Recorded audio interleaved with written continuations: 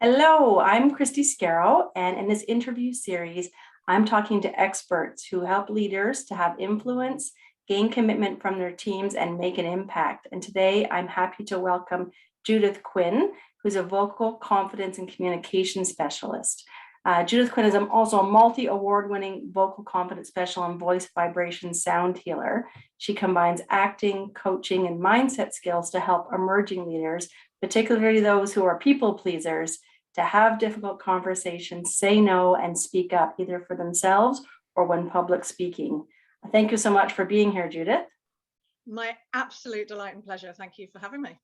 So I love this idea of being able to say no and speak up and be confident. And the one thing that's interesting, I find, and sometimes people are nervous to do it because they feel like it's actually arrogant. And I think there is a fine line between arrogance and confidence. Tell me your thoughts on that. Yeah, it's one of the most common things I hear from people, whether that's working with me one-on-one or in my group workshops, that when I ask the question, is what you're afraid of that you will sound arrogant and you don't want to come across as arrogant? You see people just going, oh, yes, yeah, because that's their worst fear. So the one thing I would say to you, if you are watching and going, yes, that's me, if you're worried about coming across as arrogant, if you're worried about being arrogant, the chances are you're not arrogant, so you won't come across as it. It's the people who don't worry about appearing arrogant who are more likely to. So allow yourself to take that out of your fear system now, because confidence is standing up and saying what needs to be said, or asking the question that needs to be asked, or having your input, or feeling that actually it's okay to have an opinion, that you deserve to be here, that you are good at what you do. If by saying, like me saying, I am really bloody good at what I do, that's not arrogant. If I was like, oh yeah, I'm really good at what I do, in fact, I'm the best and everyone else is rubbish, that's arrogant. Yeah. So there's a difference between having belief in yourself and allowing yourself that confidence to say, yes, actually, I can do this, or I would like to do this. And I'm really good, and I think everyone else is inferior. That's arrogance. Yeah, I see the fine line that you kind of suggested there, which is that arrogance is almost like I'm better than everybody else. And a confidence is just, I'm good at this and I can help you, which is a very different message. And I've experienced that with clients that I've coached that have said, yeah, like I want to have a higher executive presence and be comfortable, but I hate those fluffy folks that just kind of come out there and I don't want to be one of them, which is that feeling of being arrogant. So I think that is a really important thing you're articulating there. Yeah, and it's just, I deserve to be here is confidence. I'm above being here is arrogance, or I'm the only one that deserves a voice is arrogance.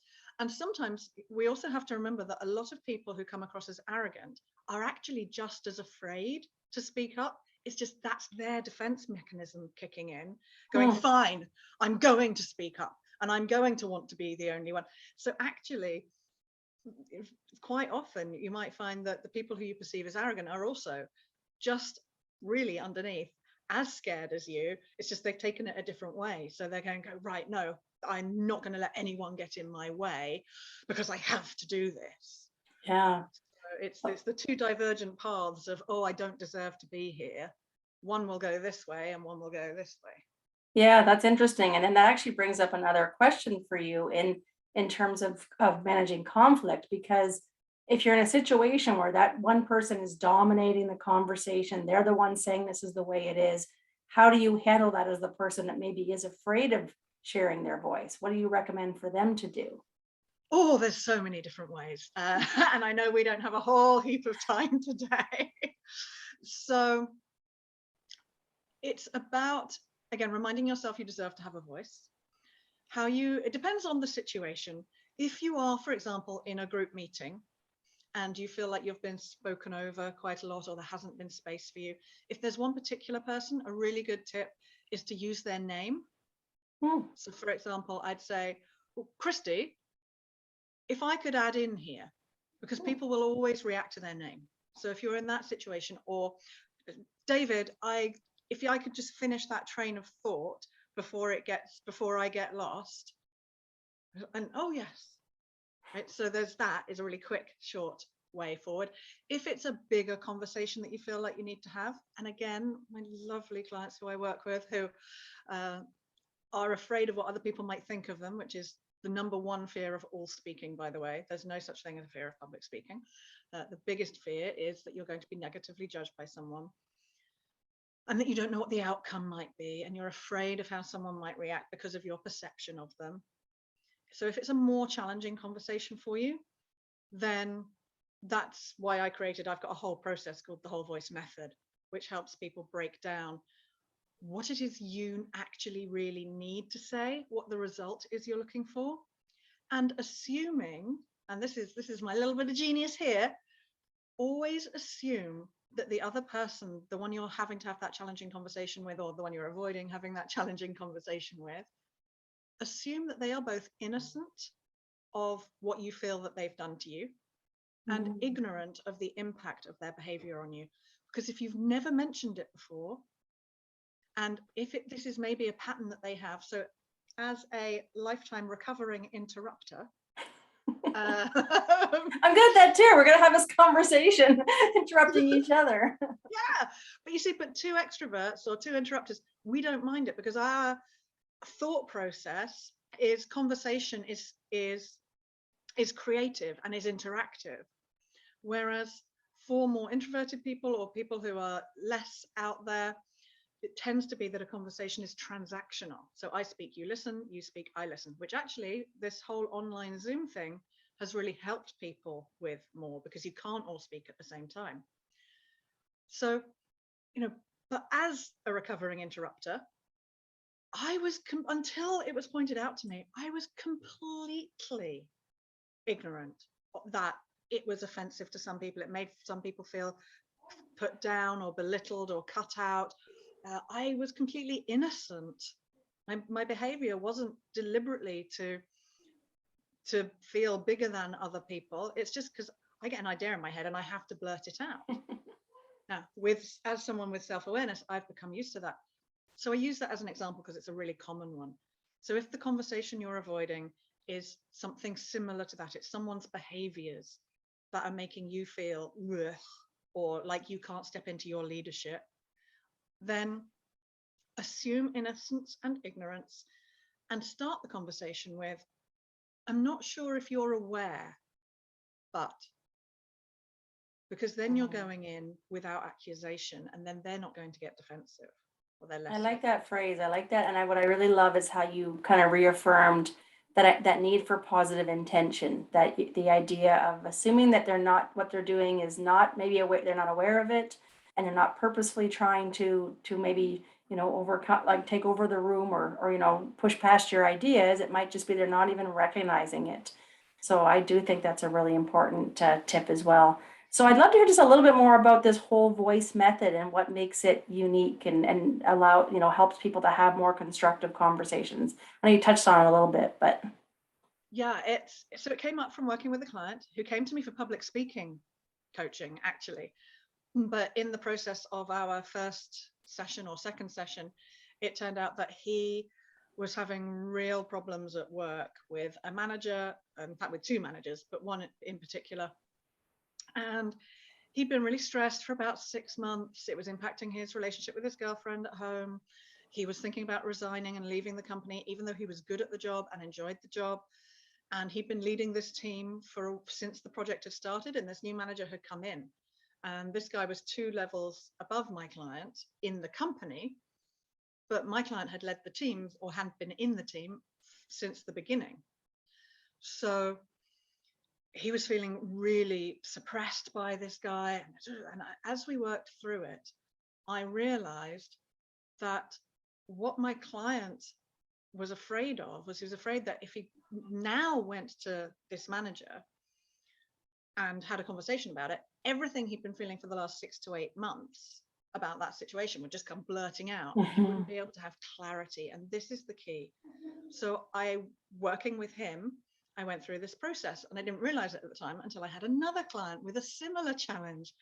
And I went through and I was like, oh, wait a minute, I've got a method here. This is really a great method for helping you, especially as a leader or an emerging leader who wants, so a leader who needs to have conversations with maybe people who aren't performing as well as they might, or if there are big changes happening, or if you're just wanting to step up into your power. And as an emerging leader, wanting to be seen and wanting to be able to confront.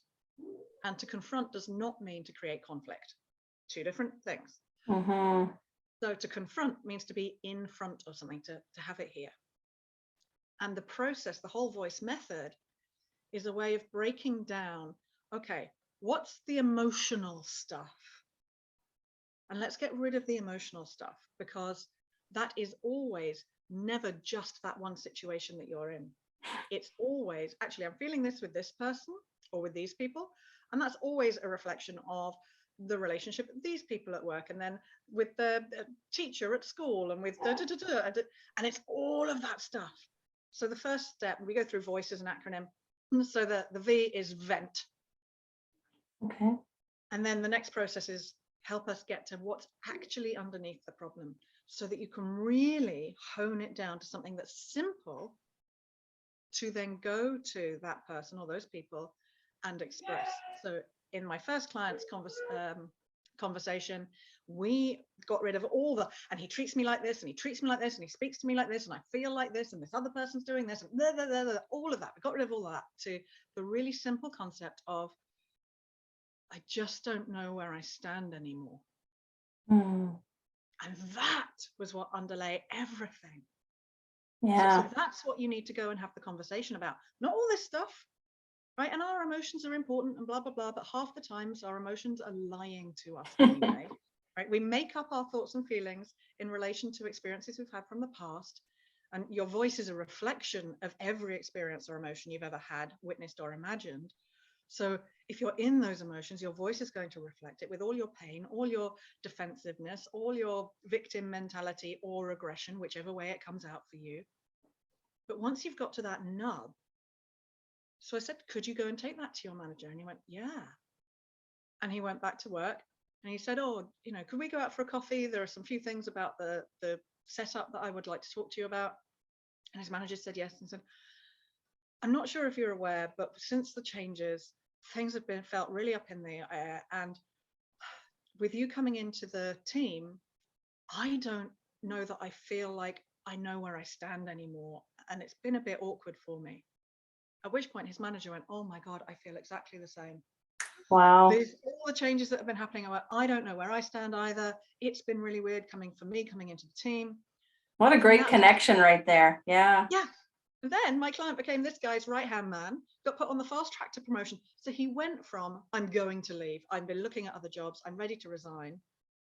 Then he brought up the problem he'd had with the other manager in a team meeting, using the I'm not sure if I'm aware. So it's like, I'm not sure if it's just me, or I'm not sure if other people have felt this or are aware of this, but I've been feeling like X person has been a little bit out of control, or I'm not getting clear communication from them. And at which point, apparently 7 of the 9 people in that room all went, oh yeah, me too, me too, me too. Yeah, wow. So the manager then knew that there was a problem there, and it wasn't just, so that's the importance of being able to have a method you can work through. And that's why I created it, because it's made amazing changes in people's lives.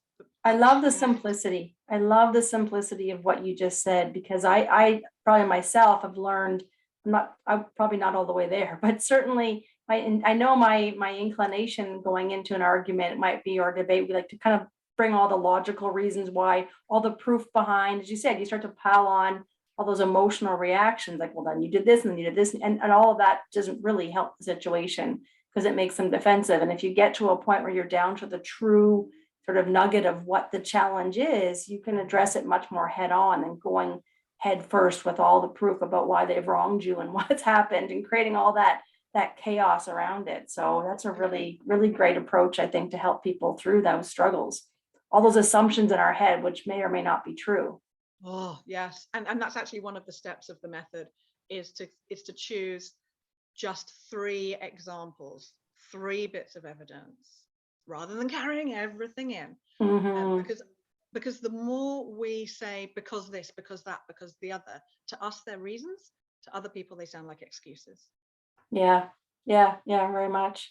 No, I think it's a great approach. I think that sounds really, really helpful to people who are struggling in that I'm not in a good place and I want to be able to articulate it, but I don't know how. And I find sometimes the reaction is not even, I don't know how. It's like, I think it's not going to matter anyway. I don't know if you've Yeah. come across that, but I see that where Uh-huh. people are like, what's the point? No one's going to care. They're not going to do anything about it. It But won't if make a difference. or make a difference. But then I think if you can get them to a point where they can articulate it in a way that is going to be heard, that is bringing clarity to it, then that takes away some of that fear of what's the point that I think I've heard from individuals. And it works the other way too. So one of my most terrifying moments where all my imposters came in was when a woman who I know who is, well, on several boards, but one of them is she's the chair of the board of a bank. And I was telling her about this process and she said, oh, well, it might help me. I've got to have a challenging conversation with the CEO of the bank. Because all my imposters, who am I? I'm just a failed actress, to tell a chair of a board of a bank like they're a proper person with a proper job. Anyway, luckily I used all my techniques on myself and that only lasted about 40 seconds before I said, yes, okay, I'll take you through it. And I took her through it. And so it works going down as well as going up and sideways. I could see that for sure. And I do think a lot of times we say these are leadership issues, but they're really team and people issues, because if someone can just point the finger and say, well, my manager isn't doing this, that, and this, you can say, well, what is it you can do to, either, empower your team members or, engage your manager in a way that can maybe have that kind of connection you just gave the example of it. I think that's amazing. So I think we could talk for hours, you and I, probably, about this stuff because we're both passionate about it. So just a couple things before we wrap up. One, I know you've got something that I want to include in the description, which I think will be really interesting, the top 10 tips for vocal confidence. So just give me a snippet of what they'll get with that resource. So you will get 10 tips, nicely bullet pointed with a little bit of detail. So the first 3, for example, are engage your brain, body, and breath. Okay. So what you're thinking impacts your words. Like the number one thing you can do is change your perspective. So how are you thinking? Go in with innocence and ignorance. Your body, how is your body feeling when you are confident? How does it feel when you're not? Change how you're standing. Your breath. Without breath, we're not alive. So, be connected. Your breath supports your voice. So there's 10 tips that are really practical around how to create more of you: brain, body, breath, vibration, pace, pitch, posture, projection, and a couple of other bonus ones in there for you, so that you get that as an email and a downloadable PDF if you want to download, if you're someone who no, I like to have a physical thing. Then following that, I'll send a couple of emails which have links to videos in them, which have practical exercises for you to feel more comfortable with your voice. These are the first steps to using your voice. I have a self-study online course called Sound Foundations, and this is the core of that course. It's some of the free videos from that course. So you're getting those basic steps to creating a relationship with your voice, and especially useful for those people who don't like the sound of their own voice or who feel like they're too quietly spoken or don't articulate properly. So you get the top 10 tips straight away, and then I'll drip feed you a couple of videos with some really practical exercises. Well, and what I love about what you do on the different levels of the spectrum, I mean, you in public speaking is a very different exercise than just talking in a meeting. But what I hear you saying is there's definitely applicability in the things you teach for both those areas, whether you're thinking I want to be a public speaker or you simply just want to share your voice a little bit better and be confident in your message. These are going to help. So I love that. Yeah.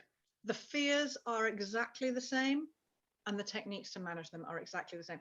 It does not matter what speaking situation it is. You can be on a first date, you can be the chair of the board of a bank having a conversation with the CEO of the bank.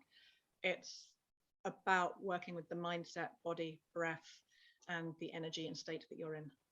Super interesting. Well, thank you so much for sharing. Is there anything, and we've probably gone a couple minutes over, but is there anything that I didn't ask you that you think is really important to share, or any kind of last words to wrap us up?